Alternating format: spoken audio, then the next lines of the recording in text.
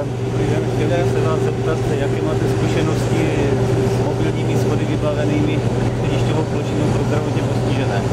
No tak když jsme se o téhle nabídce od firmy Zodia, která nám nabízela schody, dozvěděli, že nabízí vlastně schody s dodáním plošiny, tak jsme to uvítali, protože do té doby jsme řešili tento problém v podstatě nošením vozíků s tou dotyčnou osobou, kde to dva, podle váhy někdy tři museli nést po schodech a ta operace je poměrně náročná, nebezpečná na nějaké klopítnutí a když jsme viděli, že v podstatě existuje tahle možnost, tak jsme do toho šli.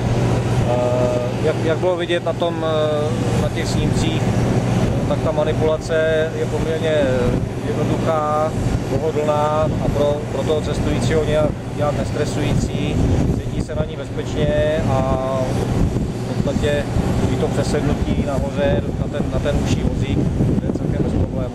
No. Čili my jsme tuto možnost uvítali a používáme ji prakticky ve všech případech, kdy teda ty mobilní cestující máme jak na příletu, tak na oběhu. Děkuji za rozhovor.